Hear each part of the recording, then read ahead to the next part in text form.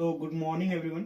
सो आज हमारा face to face channel का हमारी यूट्यूब जर्नी का फर्स्ट एपिसोड है जो हम कंडक्ट करने वाले हैं अमित दा के साथ। बेसिकली अमित दा एक इंजीनियरिंग बैकग्राउंड से आते हैं। उन्होंने अपनी इंजीनियरिंग सिविल डिपार्टमेंट में कंप्लीट की है एंड करंटली इन्होंने ये अभी अपने वर्क को डन कर रहे हैं आंध्र प्रदेश में एक कंपनी में, प्राइवेट कंपनी में। आज हम इनसे इनके जर्नी के बारे में, इनके एजुकेशंस के बारे में, कहाँ से इनका नेटिव प्लेस है और कैसे इन्होंने एक बीटेक की जर्नी को कंप्लीट किया और आफ्टर दैट अभी ये जॉब कर रहे हैं। So let's start this first episode of our channel. So morning Amit. Good morning. So आप अपने बारे में थोड़ा एक शॉर्ट इंट्रो दीजिए लिटिल बिट हमारे चैनल के। तो पहाड़ी में ही दे दीजिए जैसे आप कंफर्टेबल है। पहाड़ी हिंदी यार, बिकॉज वी आर पहाड़ी। नहीं, वी आर पहाड़ी। तो मेरा जैसे नाम तो पता ही है आपको, अमित तिवारी। मेरा नेटिव प्लेस यही देघाट, होम टाउन देघाट।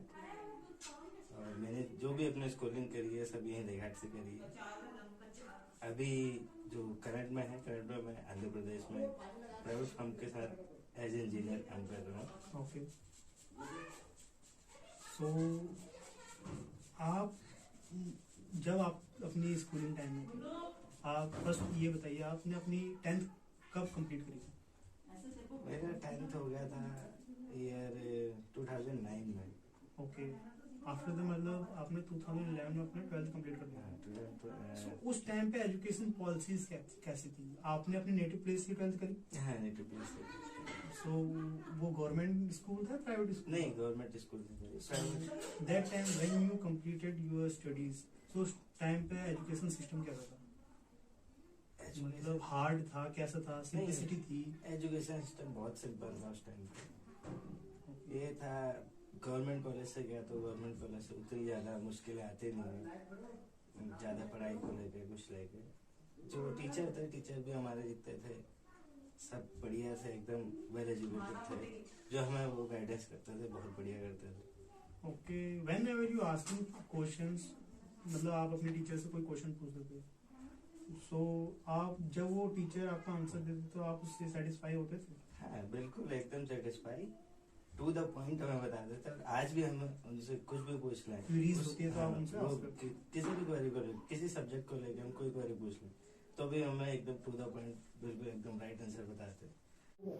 उस टाइम पे एजुकेशन पॉलिसीज आप बता रहे जैसे कि अच्छी थी। हाँ, बहुत। तो आपको ये गाइडेंस भी मिलती थी कि आपको आगे जाके फ्यूचर में क्या करना है, टीचर के बिहाफ में, कि टीचर बताते थे आपको आप इस फील्ड में जाइए, आप इस फील्ड के लिए बढ़िया हैं? नहीं है, टीचर जो थे हमारे वो लोग हमें मतलब जो पढ़ाते थे तो देख के बताते थे कि हाँ ये फील्ड तुम्हारे लिए सही, ये तुम्हारी स्ट्रेंथ है, यहाँ तुम्हारी वीकनेस है, इस चीज़ को मत करो। वो बिल्कुल एकदम हम पूरा सपोर्ट करते थे, बढ़िया से बताते रहते थे कि हाँ तुम इस फील्ड में जाओगे तो तुम्हारा आगे जाके बढ़िया नाम करोगे अपना। सो उस टाइम पे टीचर ने किसी ने आपको बताया था कि बीटेक में जाइए, या आप ऐसे रैंडमली चले गए? नहीं, रैंडमली चले गए। ये तो मेरा खुद से था कि हाँ मुझे इंजीनियरिंग करनी है और आगे जाके अपना खुद का बिजनेस करना है। पर अभी मैं, जैसे कि आप देख ही रहे हैं, पता ही है आपको, मैं एक प्राइवेट फर्म के साथ जुड़ा हूँ। आगे चल के अपना बिजनेस मैं करूँगा। Okay. You are good in academics? आप एकेडमिक में अच्छे थे उस टाइम? हाँ, उसमें मैं ठीक था। ओके। सो अभी भी ठीक है, उस समय का अभी भी हम बढ़िया है। Okay okay. आपने 2011 में अपनी 12th कंप्लीट की। हाँ। सो आफ्टर दैट आपने इंजीनियरिंग के लिए कौन से कॉलेज से किया था, कौन से स्टेट से, कौन सी सिटी? 2011 में मेरा कंप्लीट हो गया था इंटरमीडिएट। तो उसके बाद यही था कि मैं किसी गवर्नमेंट कॉलेज से करूं।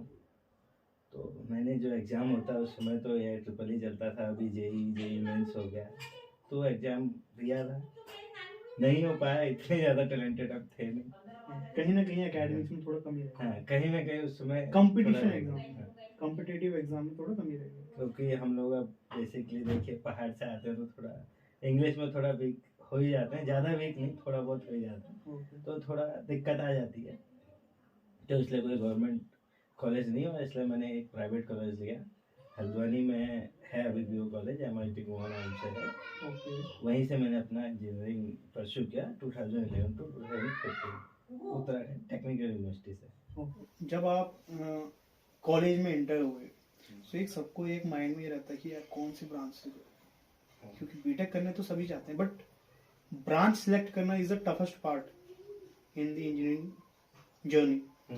आप इंटर किए, वहाँ पर रिसेप्शनिस्ट बैठी होगी, वेल ड्रेस्ड है ना, वेल एजुकेटेड, सबको मतलब ना एमबीए वाले की भाई कन्विंस कर लेते हैं सबको। So whenever you entered in receptionist room, so आपने कैसे डिसाइड किया, उन्होंने आपको कन्विंस किया कि भाई आप सिविल डिपार्टमेंट लीजिए? मैं एक्चुअली मुझे करना सिविल से ही था, क्योंकि मैं जब भी कोई भी बिल्डिंग देखता था, ब्रिज देखता था, रोड, तो वो इंफ्रास्ट्रक्चर को देख के मुझे थोड़ा लगता था कि हाँ ऐसा मैं भी कर सकता हूँ। ये मेरे अंदर थॉट आता था कि हाँ मैं ऐसा क्यों नहीं कर पा रहा, मैं ये करूँगा आगे चल के, ये मेरे अंदर था। तो मैं गया हल्द्वानी सिटी में गया, मैंने वहाँ बहुत सारे कॉलेज हैं, सब जगह देखा था, सारे कॉलेज देखा था, तो कहीं मुझे सिविल डिपार्टमेंट कहीं नहीं मिला। तो लास्ट में MIT में जाके मेरी तलाश खत्म हुई, वहाँ मुझे सिविल डिपार्टमेंट मिला और मैंने जाते ही सिविल डिपार्टमेंट ज्वाइन कर लिया। ओके, जैसा आपने बताया कि कुछ कुछ कॉलेज में सीट्स नहीं रहती, तो एक बार मुझे बताइए मतलब सीट का क्राइटेरिया क्या है फुलफिल होने का, मतलब प्राइवेट सेक्टर में भी, गवर्नमेंट में तो पता चलता है कि एग्जाम के लिए एक क्राइटेरिया होगा कि भाई इतने परसेंटेज आएगी तो सिविल डिपार्टमेंट इतने परसेंट, बट प्राइवेट में क्या? प्राइवेट में ऐसा कुछ नहीं रहता। प्राइवेट में यह है कि जो प्राइवेट कॉलेजेस रहते हैं उनको अलग अलग डिपार्टमेंट के लिए अलग अलग फैकल्टी रखनी पड़ती है। ओके, तो अब जिस कॉलेज के पास रहती है फैकल्टी, वो अपने वहाँ डिपार्टमेंट, अपने कॉलेज में वो डिपार्टमेंट स्टार्ट कर देता है। मतलब एक ये हो गया कि इंफ्रास्ट्रक्चर पे वो आ गई बात, मतलब ज्यादा इंफ्रास्ट्रक्चर नहीं रखते कॉलेज वाले, तो मिनिमम रखेंगे तो उतनी मिनिमम ब्रांचेस रन करेंगे। हाँ, मिनिमम ब्रांचेस रन करेंगे, ज़्यादा रखेंगे तो उन्हें बेसिकली स्टाफ ज़्यादा रखना पड़ेगा, और कॉलेज में स्ट्रेंथ होगी तो स्टाफ उनको रखना भारी पड़ जाएगा। इससे ये था कि बहुत कम कॉलेज में ये ब्रांच है। अब तो आगे, अब 2015 के बाद तो लगभग सारे कॉलेजों में ही स्टार्ट हो गया है, तो अब ऐसी कोई दिक्कत नहीं है, ये ब्रांचें हर जगह मिल जाएंगे। अब जिसको है भाई इंफ्रास्ट्रक्चर से प्यार है तो वो बिल्कुल करेगा सिविल डिपार्टमेंट ज्वाइन। अच्छा, ये यूट्यूब में रन होता है, ये मिथ है या रूमर है, मुझे आइडिया नहीं लग पाया आज तक कि भाई बीटेक या कोई भी कॉलेज जर्नी में ना रैगिंग एक कंपलसरी हो चुका है, या मैंने सुना है, ये सुना कि मैंने देखे हुए मूवीज में। सो आपने अपनी इंजीनियरिंग कंप्लीट किया, 4 इयर्स कॉलेज में दिए अपने, तो एक बार ये क्लियर कीजिए मुझे, ये रूमर्स है या रियल है कि भाई रैगिंग होती है? नहीं, रैगिंग होती है रूमर से, ये तो आप देखिए, आप स्कूल में भी जाएं, चाहे कॉलेज में जाएं, चाहे कहीं छोटा बच्चा भी जाता है तो बड़ा जो भी रहता है दबाने की कोशिश, हाँ, थोड़ा बहुत उससे कुछ ना कुछ काम निकलवा ही लेता है, उसी को बस मतलब ईगो टाइप है कि भाई आई एम द सीनियर। हाँ, इसी को बस रैगिंग बोलते हैं। और वो तो यह है कि ऑफिशियली कहीं नहीं है, पर अनऑफिशियली हर जगह है। कहीं उसको आप कभी कम नहीं कर सकते, कभी खत्म नहीं कर सकते, और वो चलता रहेगा, क्योंकि जो जूनियर्स आएगा उसे अपने सीनियर्स की हेल्प की जरूरत पड़ती रहती है, तो वो सीनियर्स की बात मानेंगे, और ये हमेशा ही चलता रहेगा, इसे कोई ख़त्म नहीं कर सकता, जहाँ तक मुझे लगता है, जहाँ तक मेरा मानना है। बाकी तो नहीं है, पूरा बैन भी है, पूरी यूनिवर्सिटी में ही है, रैगिंग इज स्ट्रिक्टली प्रोहिबिटेड, बिल्कुल एकदम स्लोगन भी चलता है, और हर साल आता भी है कि हाँ जो भी है एंटी रैगिंग फॉर्म भरे जाते हैं हर किसी स्टूडेंट को। Okay, anti ragging form for every students, for every student. Okay, so आपकी जो जर्नी है बीटेक जर्नी, इसमें कभी अप्स एंड डाउन्स भी आए होंगे 4 इयर्स में? कभी ऐसा भी लगा कि मेरे को क्विट कर देना चाहिए, नहीं हो पाएगा? नहीं, ऐसा या कभी ऐसा फील हुआ कि नहीं यार, I am going in the right way, बहुत अच्छा जा रहा हूँ?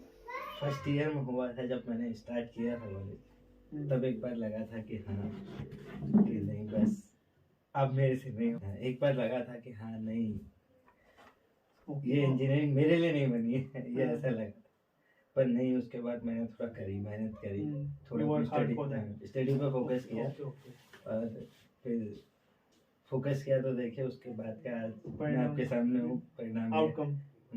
सो बेसिकली एक मैंने एक और सुना है कि भाई जिसके बैक नहीं आए उसने इंजीनियरिंग क्या है, so without back no engineering.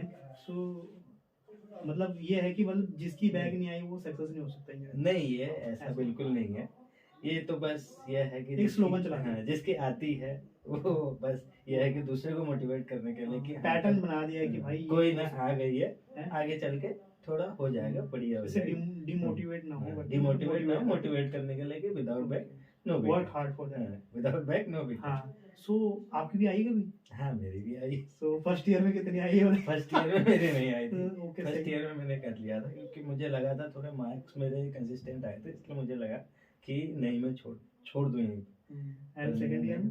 Second year में मेरी थर्ड सेमेस्टर में ही एक बैक आई थी। सेकंड में भी नहीं आई? फर्स्ट मतलब थर्ड सेमेस्टर में, सेकंड ईयर के फर्स्ट सेमेस्टर में एक बैक आई थी। उसके बाद वो क्लियर हो गई थी। मैंने नेक्स्ट एक चलता है ना स्पेशल बैक का, तो वो स्पेशल बैक में मैंने क्लियर कर दी थी। उसके बाद मेरी जिंदगी में कोई बैक नहीं है, ना इंजीनियरिंग में किसी सब्जेक्ट में। के बाद मुझे ये बताइए, आपने उसके बाद जैसे 4 इयर्स अपने कंप्लीट कर ली इंजीनियरिंग सर्विस में, सो 4 इयर्स में प्लेसमेंट के लिए कंपनीज आती हैं। ठीक आती है कंपनी। सो जब आपने किया होगा उस टाइम पे भी आई होंगी। हाँ कंपनी। तो आपका कंपनी में प्लेसमेंट हुआ था किसी ने? हाँ कंपनी में प्लेसमेंट हुआ था। हम लोग जितने थे, मतलब मेरा जो ग्रुप था उसमें लगभग हम 30 स्टूडेंट थे। 30 स्टूडेंट में लगभग 7 to 8 स्टूडेंट का हुआ था एक कंपनी में। ओके, तो आप ये बताइए, आपने उस कंपनी को ज्वाइन नहीं किया? उस कंपनी को मैंने उस समय ज्वाइन नहीं किया। अभी मैं उस कंपनी में हूँ जिस फर्म में अभी आप बता रहे थे कि मैं अभी करंटली वर्क कर रहा हूँ, जिस वो वही कंपनी है? हाँ वही कंपनी है जिसमें मेरा कॉलेज से प्लेसमेंट हुआ। गुड। उसी कंपनी सो उस टाइम पे आपने ज्वाइन नहीं किया, बट फिर आपने कोई ना कोई कंपनी ज्वाइन की होगी, तो हाँ। क्या कोई सोर्स था या आपने कहीं ईमेल डाला था, रिज्यूमे डाला था, क्या है? नहीं, उस समय ये था कि जब कंप्लीट हुआ बहुत सारे ग्रेजुएट निकले थे, बहुत सारे जितने थे इंजीनियर। हाँ, उस टाइम पे तो हब था ना भाई उस इंजीनियरिंग। समय ये था कि हर आपके सामने वाला दूसरा बंदा आपको इंजीनियर दिख जाएगा। तो बहुत सारे बिल्कुल एकदम बल्क में थे इंजीनियर्स। तो ये था कि जॉब बहुत कम थी, तो उस समय थोड़ा सोर्स भी चाहिए, डिमांड कम थी। थोड़ा सोर्स भी चाहिए था, और थोड़ा बाकी आपकी जो भी कैपेबिलिटी थी वो भी था। तो मैंने फर्स्ट टाइम मेल डाला था एक कंपनी में। ओके। मेरी जो स्टार्टिंग थी थ्रू द कंसल्टेंट डाला था किसी, वो नो नहीं है मेरे, होने के थ्रू बिहाफ डाला में था। डाला। तो ठीक है, उनके थोड़ा बात हुई उनकी, बाकी मेरा इंटरव्यू हुआ, उसके बाद क्लियर हो गया था और मैंने अपनी फर्स्ट जॉब स्टार्ट करी। सो फर्स्ट टाइम आपने कौन से स्टेट में परस्यू किया था? फर्स्ट टाइम मैंने जो मेरी जॉब स्टार्ट हुई है उत्तर प्रदेश से स्टार्ट हुई है। ओके, कौन सी सिटी? मेरी रायबरेली सिटी से हुई तो है। उस टाइम पे योगी आदित्यनाथ जी थे वो तो? नहीं, योगी आदित्यनाथ जी नहीं थे उस समय। तो आपको मतलब मौका नहीं मिला योगी आदित्यनाथ जी के उसमें काम करने?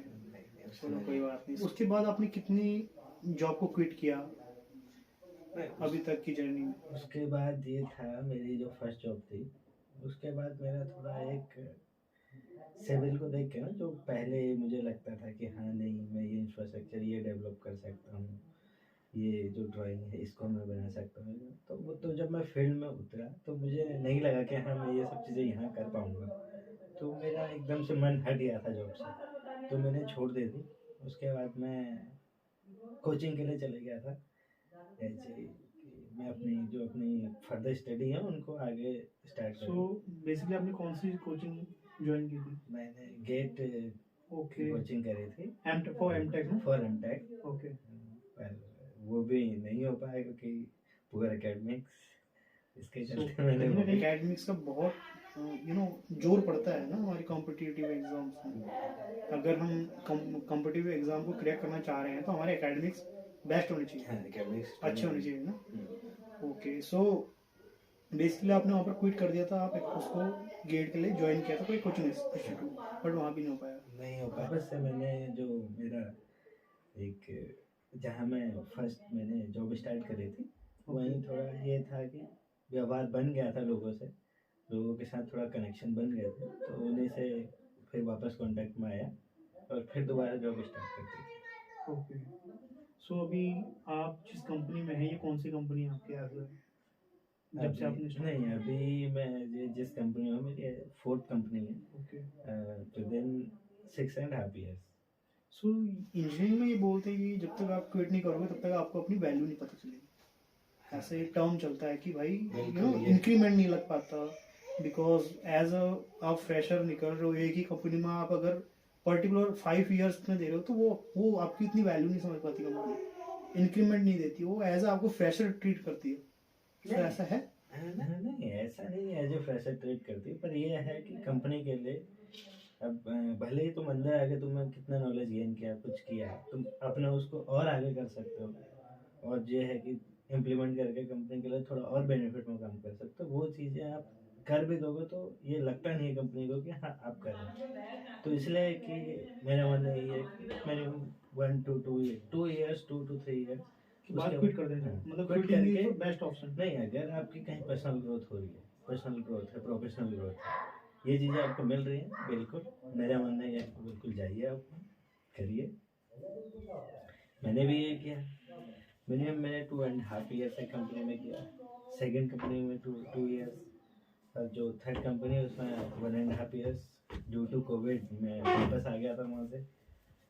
उसके बाद मेरी अभी जो करंट कंपनी है मैं उसमें कर रहा हूँ, और उसमें 1 year हो चुका है मुझे। पर यह है कि जिस कंपनी में अभी हूँ उसमें थोड़ा सही है, प्रोफेशनल ग्रोथ भी है। जैसे कि आपने मेरे को पहले बताया था, जब मैं आपके एकेडमिक्स के बारे में बात कर रहा था, इंजीनियरिंग के बारे में, कि कैसा आपने इस फील्ड को चूज़ किया, तो आपने बताया कि भाई मैं जब बिल्डिंग देखता था मेरे मन में थॉट आता था कि यार मैं भी बनाऊंगा, I am capable for that. So last में एक टाइम ऐसा आया आपके लाइफ में, एक ऐसा सर्कमस्टांस बन गया था कि भाई आपको जब लगा कि भाई ये नहीं हो पाएगा। नहीं, वो मेरे स्टडी में लगा था, और जब मैं फर्स्ट जॉब स्टार्ट करी वहाँ मुझे लगा था, देख वहाँ थोड़ा बहुत लिटिल बिट फील हुआ आपको भाई नहीं हो पाएगा, क्योंकि ये था कि प्राइवेट लाइन में आप जाते हो, सिविल में जाते हो, तो ऑन फील्ड और ऑन पेपर जो रहता है ना, बिल्कुल एकदम डिफरेंस है। तो अभी आप मुझे ये बताइए कि आपकी जर्नी बहुत हार्ड रही है एज एकेडमिक्स, एज आपने इंजीनियरिंग कंप्लीट करी। सो अगर कोई इस फील्ड में आना चाहे, इंजीनियरिंग फील्ड में, वो भी सिविल डिपार्टमेंट में, सो आपकी थॉट प्रोसेस, मतलब थॉट क्या है उसके लिए कि भाई आ सकता है नहीं आ सकता, ग्रोथ कैसी है? नहीं ठीक है, आना चाहे तो बहुत बहुत बढ़िया है। ये जो लाइन है सिविल फील्ड है, बहुत ज़्यादा बड़ा भी नहीं है, ब्रॉड है एकदम, ये मान के चलिए ज़्यादा बड़ा नहीं, ब्रॉड है, कुआं है एकदम। आप जितना अंदर जाओगे उतना ज़्यादा नॉलेज आपके अंदर से उतना ज़्यादा बाहर आएगा, और आप उसको उस नॉलेज के चलते आप किसी भी कंपनी में जा सकते हो, कहीं भी जा सकते हो। सिविल लाइन ऐसी लाइन है आप कभी खाली नहीं बैठोगे। ओके। सो आपकी फील्ड आपका इन इंडिया नहीं, आप बाहर भी जॉब कर सकते हो। Okay, out of India? Out of India बहुत बहुत ज़्यादा स्कोप है, आप जहाँ चले जाओ, civil engineers, mechanical, electrical, electronics, computer science, बिल्कुल एकदम परमानेंट इन लोगों की हर हर समय एकदम रिक्रूटमेंट चलती रहती है। सो कभी आपने सोचा कि आउट ऑफ इंडिया जाएंगे? नहीं, आउट ऑफ इंडिया जाने के भी मैंने सोचे नहीं है, अभी एक्चुअली मैं घर पे ही हूँ, और बेसिकली आपको बताइए मैं अनमैरिड हूँ, तो अभी मैंने जाने की सोची नहीं है। तो आफ्टर मैरिज हो सकता है मैं ट्रिप मार के आऊँ थोड़ा honeymoon trip. Okay. So basically आप मुझे बताइए, आपका फील्ड वर्क है सारा? हाँ yes, field work. So 9 to 5 चलता है आपका भी? नहीं 9 to 5 नहीं, ये सो एक बार डिटेल में बताइए नहीं, मुझे। कंस्ट्रक्शन लाइन का ये है, आप मॉर्निंग 8 आपको रिपोर्टिंग करनी होती है, इवनिंग का कोई टाइम नहीं रहता। कंस्ट्रक्शन लाइन में ये है, कभी आप नाइट में भी काम चलता रहता है। मेजर जो स्ट्रक्चर रहता है बेसिकली जो है, जिसे हमें वन टाइम में कंप्लीट करना है, तो उसके लिए हमें डे नाइट नहीं देखना पड़ता है। कभी कभी ऐसा रहता है 2 days 3 days 4 days लगातार काम चलते रहता है, तो वहाँ हमें यही है, मॉर्निंग 8 रिपोर्टिंग टाइम रहता है, बाकी इवनिंग का कोई टाइम नहीं रहता। सो बेसिकली आप इंस्पेक्शन करने जाते हैं, क्या है आपका वर्क, क्या है? आप एक बार डिटेल में समझिए। देखिए सिविल में बहुत सारे अंदर जाके ना डिपार्टमेंट आपको, और बहुत ज़्यादा डिपार्टमेंट मिलेंगे। जैसे एक तो इंजीनियरिंग में डिपार्टमेंट हो गया अलग अलग, mechanical, civil, electrical, computer science, IT, textile, designing, ऐसे सिविल के अंदर आगे भी आपको बहुत सारे डिपार्टमेंट मिलेंगे। Okay. First department planning, another QOQC, highway, structure. Okay, basically जैसे कि आप अभी शादी को लेके बात कर रहे थे, तो अभी आप लड़की सर्च कर रहे हैं? नहीं अभी कुंडली मिला रहे हैं? नहीं, अभी मैं लड़की सर्च नहीं तो बात उसी बात है, अगर आपकी मतलब आपने मैरिज कर ली, सो वाइफ को मतलब अपने साथ ले जा सकते हैं? एकोमोडेशन मिल नहीं, जाएगा? एकोमोडेशन में ले जा सकते, मैंने पहले ही बोला आपको, एकोमोडेशन कंपनी की तरफ से भी ऑन साइट रहता है, बाकी नहीं तो आप बाहर लेके रहिए, अपना रेंट पे लेके रहिए, कंपनी पूरा बियर करती है, ऐसी कोई इशू नहीं रहती कंस्ट्रक्शन में। अच्छा, आप ये बताइए मुझे, जब आपने स्कूलिंग करी थी, स्कूल का माहौल और कॉलेज का माहौल में क्या डिफरेंस है? मतलब एक स्कूल में पढ़ने का एक अलग ही वो होता है, क्रेज होता है भाई अपने साथ दोस्तों के साथ। और एज अ पहाड़ में आपने पढ़ाई की है अपनी, तो पहाड़ में तो एक बंक का अलग ही ट्रेंड चलता है। जैसे हमारे वहाँ उत्तराखंड में, हम देघाट के रहने वाले हैं जो अल्मोड़ा में आता है। सो आपने आर्य इंटर कॉलेज देघाट से अपनी स्कूल में, तो उस टाइम पे मतलब ट्रेंड था भाई बंक मारना है, मतलब उछल उछल के भागते थे बंदे सब, एकदम मास बंक मारते थे। मास बंक मार दो, पर कॉलेज को कॉलेज मतलब खाली हो जाता था। जाना है तो नहीं जाना है, नहीं जाना तो है तो उसके बारे में अपने कुछ किस्से बताइए कॉलेज के बारे में, मतलब नहीं, कॉलेज लाइफ के बारे में, स्कूल लाइफ के बारे में। स्कूल लाइफ में तो हमने बहुत बार किया है समाज पर, किया है बहुत। जितने दोस्त लोग थे हमारे, ये था स्कूल टाइम में थोड़ा ज़्यादा स्ट्रेंथ थी हमारी क्लास की, लगभग 80 to 100 स्टूडेंट थे, बहुत ज़्यादा है। तो जब हमें गैदर करना पड़ता था तो एक ही साथ सबको गैदर करना पड़ता था कि मास बंक के लिए जाना है। और मास बंक लेके सीधे हम, ये है अब अगर देघाट के ही आप कोई जो, अब देघाट की बात कर रहे हैं मैं, इसलिए देघाट में हम लोग चमनपुर एक जगह होती थी देहात के ऊपर, स्कूल के ऊपर, जहाँ पर कंचे भी खेला करते हाँ, थे हैं, कंचे और भी। एक गुच्छी खेलते थे जो कि बेसिकली सिक्कों से होते हैं ना। कंचे गुच्छी हमारे जितने, लगभग ये मान के चलिए 10 to 20 गर्ल्स थी। गर्ल्स को भी हम लोग सीधे वहीं ले जाके घर को भेज देते थे उस दिन। भाई आप जाओ बंक मारो घर को जाओ, हम्म, अब ये स्कूल हमारे हवाले हैं। और हम लोग अपना वहीं रहते थे चमनपुरी, वहीं हमने जो कंचे गुच्छी ये सब खेलते खेलते पूरा दिन बिता देते। और कभी टीचर में पकड़ने आ जाते थे वहाँ, तो हम उसके ऊपर गांव में पूरा गोली। तो बेसिकली आप गुच्छी खेलते थे, तो गुच्छी का मास्टर कौन था उस टाइम? आपके आपके टाइम में गुच्छी का मास्टर कौन था? मतलब ना जो भाई ये होगा कि यार अभी उसका टर्न आ गया, मतलब आपने खेल लिया, आपने अपना क्लियर कर लिया, अब उसका टर्न आ गया, आपके दिमाग में थोड़ा चल रहा भाई ये तो किल कर जाएगा भाई, ये तो ले गया भाई, ये तो ले गया। हाँ, ऐसा तो वो बंदा कौन था? नहीं, हमारे टाइम पे ऐसा कुछ नहीं था, ये तो बाकी वो है किस्मत का। नहीं, आपके दौर में होगा एक बंदा कोई ऐसा, उस टाइम पे कौन था? नहीं, हमारे दौर में ऐसा कोई नहीं, सभी परफेक्ट है आपस में। ये था कि हाँ, जब कोई दूसरा जाता तो ये लगता था कि बस अब हमारी टर्न नहीं आएगी, बस यही गेम खत्म। ओके। सो कॉलेज से उस टाइम पे क्रिकेट भी बहुत खेलते थे। हाँ, नहीं, क्रिकेट तो क्रिकेट के लिए टीम भेजी जाती थी एज मतलब कॉलेज की तरफ से कि आप परस्यू करिए, हमारे कॉलेज को रिप्रेजेंट करिए।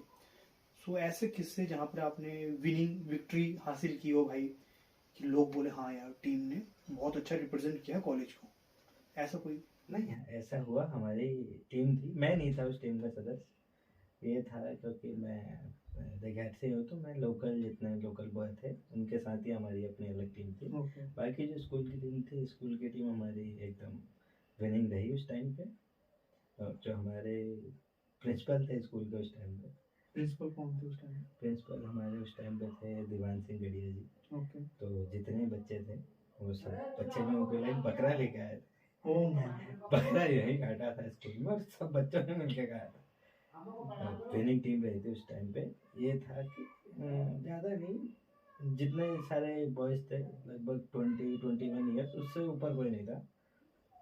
20-21 में मैंने ज़्यादा बोल दिया आपको, 18 to 17, 18-19 यही थे, ये एज के थे। उन्होंने ये था कि अपने से सीनियर, डबल सीनियर, उनको थोड़ा क्रिकेट में ये था कि अब क्रिकेट आप जानते ही, अनिश्चितताओं का खेल है, उसमें उनकी किस्मत रही है उनकी। ये तो आप ड्रीम इलेवन का स्लोगन बता रहे हो। नहीं, ड्रीम 11 तो ना, ड्रीम 11 का ये नहीं, ड्रीम 11 का तो थोड़ा अलग स्लोगन है कि ड्रीम इट बिगर, ड्रीम 11 का मतलब लंबा सोचो। ओके, आप ये बताइए स्कूल में कभी भी ऐसा कुछ घटना घटी हो जिसमें आपको बहुत मार पड़ी है? मतलब ऐसा कुछ आपने अनवांटेड चीजें कर ली स्कूल में, आपको बहुत मार पड़ी नहीं स्कूल से, ऐसा कुछ किस्सा हमारी नहीं, ऐसा जो आप शेयर कर सकते हैं? नहीं, ऐसा बहुत बार से हुआ है मेरे साथ। वही हम एक बार नहीं, बहुत बार हुआ। वही हम जानना चाह रहे हैं। कार्ड्स जो दिवाली, प्लेइंग कार्ड्स, दिवाली पे ताश। दिवाली में ताश। तो हम लोग स्कूल में ही लेके चले गए थे, हम 4-5 दोस्त लोग साथ में बैठ के खेल रहे थे, बैट लगाई हुई थी ताश में। तो हमारे आ गए जो टीचर थे, आ गए, उन्होंने देख लिया, उन्होंने कार्ड्स खेलते हुए तो कुछ नहीं बोला, पर जो हमने बैट लगाए थे उसको देख के उन्हें थोड़ा बहुत गुस्सा आ गया। और वो सीधे हम जितने भी 4-5 दोस्त लोग थे सबको पकड़ के प्रिंसिपल ऑफिस के बाहर ले गए, और वहाँ से एक डंडा मंगाया गया, बहुत सूता, और सीधे सुताई चालू, एक के बाद एक। वहाँ पता नहीं कितने डंडे टूटे क्या टूटे, पता नहीं चला। बहुत मार पड़ी है उससे। तो उसमें से कोई ना बच भी गया होगा? नहीं बचा कोई नहीं, बचा कोई नहीं, सबको मारा? सबको मार पड़ी बराबर। 2-3 साल के गैप में मैंने भी अपनी 10th कंप्लीट करी थी उस टाइम पे, आपसे 3 या 4 साल में जूनियर था। सो बेसिकली उस टाइम पे मैं शिशु मंदिर में पढ़ा हूँ, बेसिकली आपके सामने ही था, कहाँ से तुम? जो पहले से मांटेसरी के नाम से चलता था, अभी शिशु मंदिर विद्या मंदिर के नाम से मैं चलता भी शिशु मंदिर से है, RSS का स्कूल। हाँ।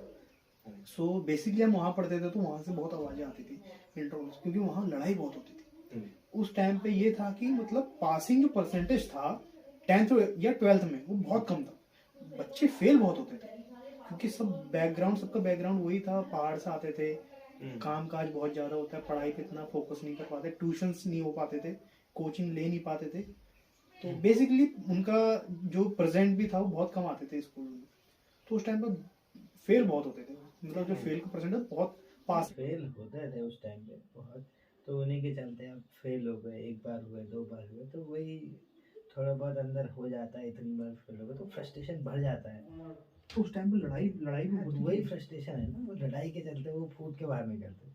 बेसिकली आपकी स्कूल जर्नी जो रही है, मतलब कॉलेज जर्नी रही है, स्कूल जर्नी जो आर इंटर कॉलेज में था, वो ये मतलब भूल नहीं सकते आप उसको। बढ़िया एकदम, ये मान के चलिए गोल्डन फेज है अपनी लाइफ का, हर किसी की लाइफ, वो कोई नहीं भूल सकता इतनी आसानी से उसको। अच्छा, आपकी जो उस टाइम पे स्कूल दोस्त थे, स्कूल फ्रेंड्स थे, उनसे आपकी आज भी बात होती थी? हाँ, स्कूल फ्रेंड से मेरी आज भी होती है, कुछ लोग हैं, बाकी बहुत कुछ छूट गए। तो आज आप इस पॉडकास्ट में अपने दोस्तों को कुछ कहना चाहेंगे, कुछ मतलब प्यार के दो, मतलब ऐसा कुछ कि वो सब सुन के ये पता चला हाँ यार भाई ये स्कूल टाइम का वही वाला फ्रेंड है अपना? नहीं, वो तो मेरी बस आवाज सुन के ही पहले समझ गए कि हाँ ये वही है। अगर नहीं, आप वही तो पता चल गया, बट उनको ये लगे कि यार आप अपने दोस्तों को कुछ ऐसा बोलना चाहेंगे कि यार मतलब ऐसा कुछ? नहीं, ऐसा तो कोई हमारे उस टाइम पे नहीं था। उस टाइम पे हम सब ऐसे ही रहते थे, कोई स्लोगन नहीं था, पर ये था कि अभी कुछ मैसेज देना चाहें अपने दोस्तों को? मैसेज क्या दें, बाकी ठीक है, हमारी तो रेगुलर बात होती शादी में आ जा रहे हैं। रेगुलर बात होती रहती है।